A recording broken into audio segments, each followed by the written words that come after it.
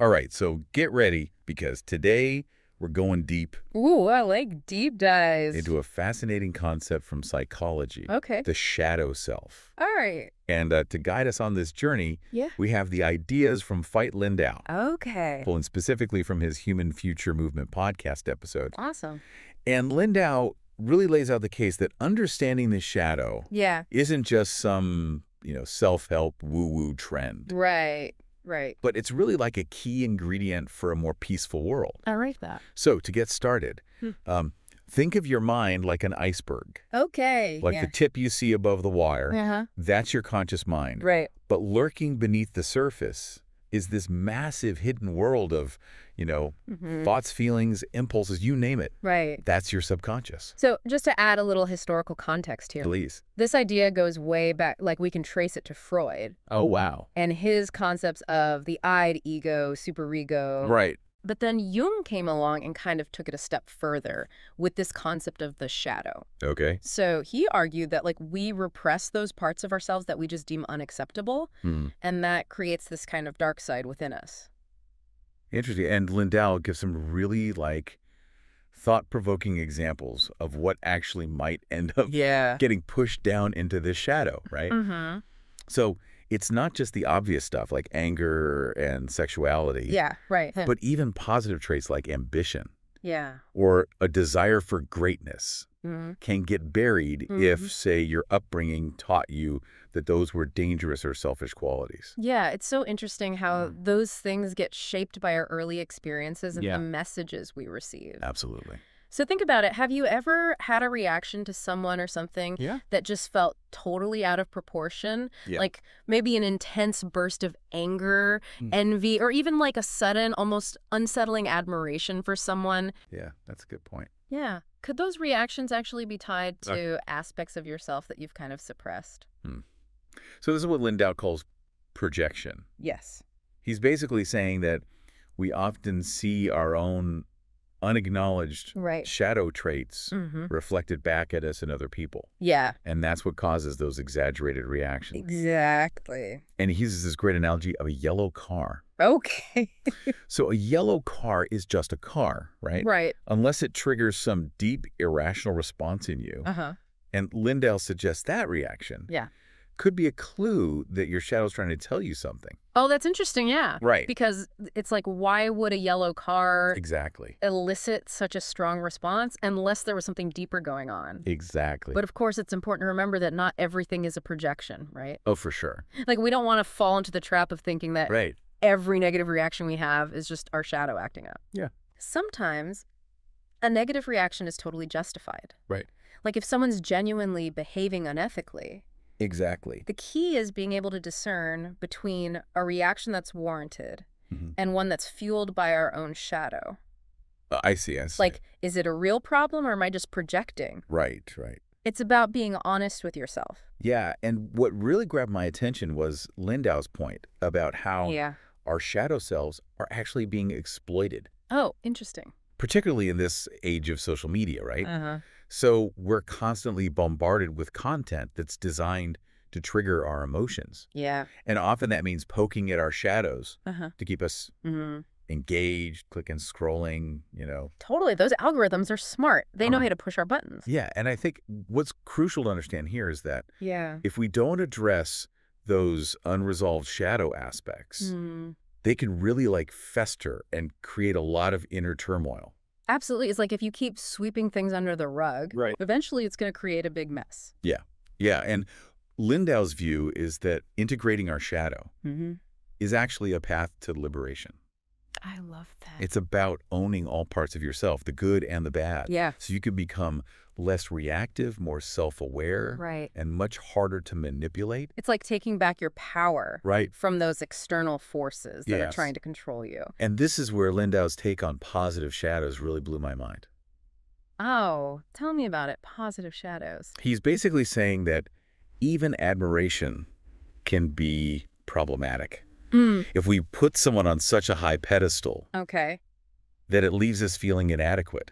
Right? Like we've all experienced that feeling of idolizing someone. Yeah. Okay. Absolutely. And it goes back to the idea of projection. Yeah. we might see in others what we feel is lacking in ourselves. Mm-hmm. So it's a good reminder to ask ourselves, Okay.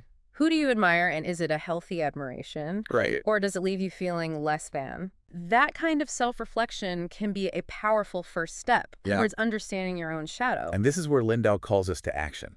Okay. He says this shadow work isn't just about personal growth, but about societal progress as a whole. Wow. Like he's calling for a radical shift in how we view and interact with the world. I like that.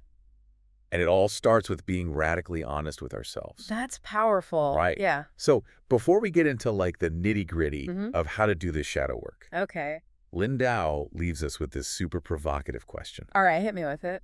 He asks, do you want to be good or do you want to be whole? Whoa, that's a good one. Right. Yeah, that's deep. And it really forces us to confront what we're truly striving for. Yeah. Are we trying to be perfect, or are we embracing the full complexity of who we are? Exactly. So we've established that this shadow exists, Right. but how do we actually start working with it? Yeah, that's the big question, right? It's one thing to talk about integrating our shadow, but what does that actually look like? You know? Yeah, where do you even begin? Right. Like, how do we tackle this hidden part of ourselves? Exactly. Well, Lindau makes a really important point Okay. about the shadow not being inherently bad. Okay. He describes it more as like an intelligent mechanism that our psyche uses to protect us. Okay. It's almost like, okay, this is too overwhelming to deal with right now. Let's just tuck it away for safekeeping. Right. But the problem is, it doesn't just disappear. Oh, yeah, it's still there. Right. It's like we're trying to sweep those difficult emotions under the rug. Yes, exactly. You know, you create a nice, tidy surface, but underneath, things are still festering. I love that analogy. Right. It's so true. And as Lindau explains that buried stuff, it can start to build up energy and even control us. Oh, wow. He uses anger as an example. Okay. So imagine you grew up believing that anger was unacceptable. So you might try to repress it. Yeah. But that anger doesn't just vanish. Right. It becomes a shadow force that can erupt in all sorts of unexpected ways. And so how do we actually recognize when this is happening? That's the key, right? What are some signs that our shadow is starting to kind of take over? Well, Lindau actually outlines a few stages of how this shadow anger, for example, can manifest. Okay. So in the first stage, it's this internal battle between you and the shadow emotion. Right. You're trying to keep it contained, but it keeps trying to break free, like a pressure cooker about to explode. Right. And if we just keep pushing it down, it can actually become even more insidious. Exactly. It moves from something we're at least aware of to something that's operating completely below the radar of our conscious mind. So it's even more dangerous. And that's when it can really wreak havoc in our lives. Oh, wow. Lindau refers to this as the third person stage. It's like you no longer recognize the anger as your anger. It's just out there, making you feel agitated and reactive. Interesting. Without you even understanding why. Okay, so let's say you're having a stressful day at work. Okay. And you just find yourself getting irritated by little things that wouldn't normally bother you. Yeah. Is that an example of this third person shadow anger? It certainly could be. Okay. And that's where projection really comes into play. So our psyche, in its attempt to resolve this inner conflict, it finds a target outside of ourselves. Ooh. Right? So suddenly your coworker's chewing gum. Oh, yeah. Or the slow internet connection becomes this focus of your anger. Right. Even though deep down the real source of that anger is something else entirely. Yeah, it's like our shadow needs to find somewhere to land. Exactly. And often it lands on the people closest to us. Unfortunately, yes. So how do we actually break free from this cycle of projection? That's the million-dollar question. Right. Well, Lindau stresses the importance of paying attention. Okay. To those over-the-top reactions. He says they're often a signal that our shadow is actually trying to communicate with us to get our attention. So it's a message. It's a message. And instead of immediately reacting, we can pause and ask ourselves, what's really going on here? Is my reaction proportionate to the situation? Right. Or is there something deeper at play? Yeah, but he also cautions against taking that everything is a projection idea too, literally. Absolutely. It's all about discernment. Okay. Lindau emphasizes the importance of distinguishing between real problems in the world and seeing enemies everywhere because we're projecting our shadow onto everyone we meet. Right, right. It's not about ignoring injustice. It's about understanding how our own internal landscape shapes our perception of the world. So it's about developing a more nuanced and self-aware perspective. Exactly. But how does this play out in our digital lives? Oh, good question. You know, we were talking earlier about how social media algorithms seem to be exploiting our shadow selves. This is where things get really interesting. Right. Lindau argues that those algorithms are designed to trigger the most reactive parts of ourselves. Why?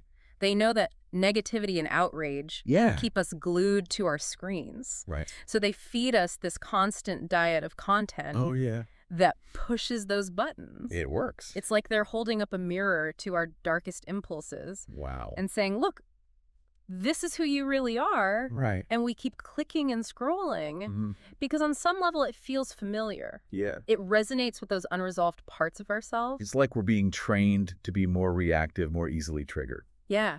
And that's why Lindau sees shadow work as not just about personal growth, but about taking back our power. Oh, wow. If we can learn to recognize and integrate our shadow, we become less susceptible to those manipulations. We can choose how we want to engage with the world. Interesting. Instead of being controlled by our unconscious reactions. So it's empowering. It is empowering. Okay, so it's clear that shadow work is important. Yeah. But how do we actually do it? Right. How do we put this into practice? What are the practical steps involved? Well, Lindau says it starts with honesty and self-awareness. Okay. It's about looking at ourselves with a critical but compassionate eye. Right. That means being willing to face those parts of ourselves that we've been hiding from. Yeah. Even the ugly parts. So instead of trying to suppress those difficult emotions, we need to kind of lean into them. In a way, yes. That sounds terrifying. It can be challenging, but it's also incredibly liberating. Okay. Lindau suggests paying attention to our emotions. Okay. Especially the ones that feel really intense or overwhelming. Right. He says those are often clues that our shadow is trying to break through. Interesting. And instead of judging those emotions, we can try to simply observe them with curiosity. So how do we actually do that? Right. Like, what does that look like? Do we just sit there and stew in our anger or sadness? Not necessarily. There are actually a lot of helpful practices for exploring those difficult emotions in a safe and structured way. Okay, like what? Well, journaling can be a great tool for processing what's going on inside. Okay. Meditation can help us develop a sense of spaciousness and non-judgmental awareness. What about talking to a therapist? Is that considered shadow work? Absolutely. Therapy can provide a safe and supportive environment to unpack those deeper emotional patterns and start to understand where they're coming from. Right. And there are also body-based therapies that can be incredibly helpful for releasing trapped emotions. Okay. Lindau even points out that our physical bodies can actually hold clues to our shadow selves. Really? Things like chronic tension pain or illness can sometimes be signs that there's emotional baggage that we haven't fully processed. So if I'm constantly getting tension headaches, that could be a sign that my shadow is trying to get my attention. It's definitely something to explore. Wow. Practices like yoga breathwork or somatic therapy can be really powerful tools for connecting with our bodies and releasing those stuck emotions. So it's not just all in our heads. It's a whole body experience. It sounds like there are so many different approaches to this shadow work. There are. Is there one right way to do it? You know, that's the beauty of it. There isn't. Oh, okay. It's really about finding what resonates with you. Okay. And committing to the process. Right. What works for one person might not work for another. Right, right. Some people find journaling to be their go-to practice, while others might connect more with movement or creative expression. So it's about finding what feels right for you. Exactly. And experimenting with different approaches. Yeah, see what works. Yeah. But you mentioned that this is a journey, not a destination. Oh, absolutely. Right. There's no finish line to shadow work. Okay. It's an ongoing process of self-discovery and growth. Yeah. And it can be challenging at times, especially when we're facing those darker aspects of ourselves. Right. But as Lindau reminds us, the rewards are well worth the effort. He talks about how integrating our shadow can lead to greater self-awareness, emotional freedom, and even a deeper sense of purpose in life. It's true. But what I'm curious about is how does all of this affect our relationships with others? That's a great question. Right. And it's something that Lindau addresses specifically. Okay. He believes that shadow work isn't just about improving ourselves as individuals. Right. It's about transforming our relationships and creating a more compassionate and understanding world. So how does integrating our shadow actually change the way we relate to others?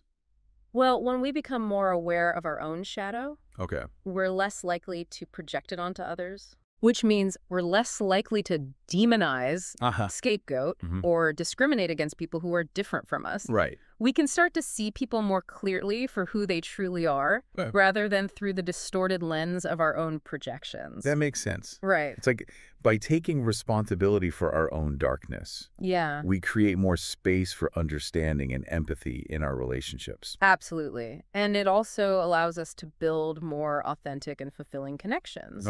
When we're not constantly projecting our shadow onto our partners, our friends, our family, we can relate to them from a place of greater honesty and vulnerability.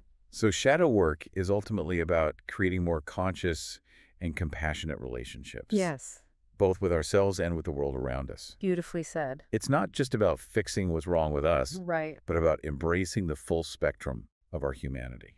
And speaking of embracing the full spectrum, there's one more piece of the puzzle we need to explore, the idea of positive shadows. As we mentioned earlier, even our most admirable qualities can sometimes hold us back if we're not careful. That's right. It's not all doom and gloom when it comes to the shadow. There's actually a lot of beauty and potential hidden in there as well. I like that. So we'll dive into that fascinating concept in part 3. Okay, so this whole concept of positive shadows. I'm still trying to wrap my head around it. It is a bit of a mind bender. It seems counterintuitive, you know, that our strengths and talents could actually hold us back. It is a fascinating paradox. But what Lindau's saying is that even our positive qualities can become part of our shadow if they're not integrated in a healthy way. It's like anything else, too much of a good thing can be bad. It's like a plant that needs sunlight to thrive, but then wilts if it gets too much. So how does a positive quality end up in the shadow realm? Well, think back to your childhood for a moment. Were there certain qualities that you were praised for? Maybe you were the gifted child or the athletic one. While that praise might have felt good at the time, it also might have led you to over-identify with those qualities and neglect other aspects of yourself. So it's like those positive qualities become a mask we wear. It can be, like a way of seeking validation and approval. Exactly. But how does that actually hold us back? Well, Lindau argues that this can create a really deep-seated fear of not living up to those expectations, a fear of failure or inadequacy. So imagine someone who is always praised for being the smart one. They might become so afraid of making mistakes or appearing dumb that they avoid taking risks or trying new things. And that fear of failure can be paralyzing? It can be, It can keep us stuck in a rut, even if we're outwardly successful. And this dynamic can play out in our relationships, too. Absolutely. Lindau describes how our positive shadows can lead us to idealize others, putting them on a pedestal and projecting all of our unmet needs and desires onto them. Oh, I've definitely been guilty of that. We've all been there. It's like we're trying to complete ourselves through the other person rather than embracing your own wholeness. Exactly. And Lindau points out that this dynamic can be really prevalent in the spiritual or self-help world, where we might become enamored with a guru or a teacher, projecting an aura of perfection onto them. We see only their good side, their wisdom, their enlightenment, blinding ourselves to their human flaws and limitations. And that can create a really unhealthy dynamic of dependence. It can, It's like we're placing all of our hope and trust in this other person rather than cultivating our own inner authority. So we're giving our power away. Exactly. And Lindau warns that some of these gurus actually exploit this dynamic, carefully curating an image of perfection to maintain their followers' admiration and devotion. It's a good reminder to be mindful of who we're giving our power to. It is. True admiration is one thing. But when it starts to feel like an obsession or a need to be saved by this other person, it's a sign that our positive shadow might be running the show. It's a red flag for sure. So how do we start to address these positive shadows? Well, the key is to bring awareness to how these patterns are playing out in our lives. Notice when you're feeling excessively critical of yourself or others, or when you're constantly comparing yourself to some idealized standard.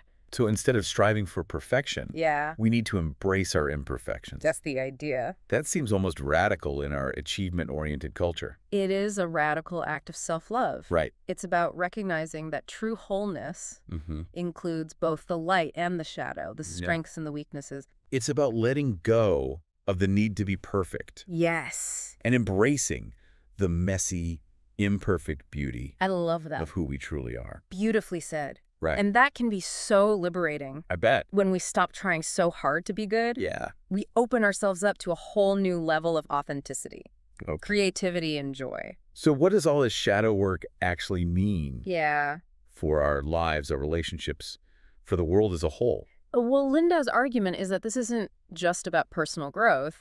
It's about creating a more conscious and compassionate world. Okay. When we confront our own shadows, we're less likely to project them onto others. Right. We become less prone to fear judgment and prejudice. And we can start to see the humanity in everyone. Yes. Even those who are different from us. Exactly. Even those who challenge our beliefs. It's about recognizing our shared humanity. And we become more resilient to manipulation and propaganda. Absolutely. Because we're more aware of our own vulnerabilities and biases. Shadow work empowers us to become more conscious participants in the world. It's like we're developing a superpower. Yeah. The ability to see the world more clearly and to act with greater compassion and understanding. That's a beautiful way to put it. Right. And as Linda reminds us, this superpower is available to all of us. I like that. It's not always easy work. Yeah. But the rewards are immeasurable. He says the real work begins when you start exploring your own shadow. It can be challenging, but ultimately, it's the path to true freedom. That's a powerful message. This deep dive has been a really profound journey. It has. And I hope it's inspired you to embark on your own exploration of the shadow. Yeah, me too. It's there within each of us waiting to be discovered. And by bringing it into the light, we can unlock a whole new level of self-awareness, growth, and even joy. So happy exploring, everyone. Right.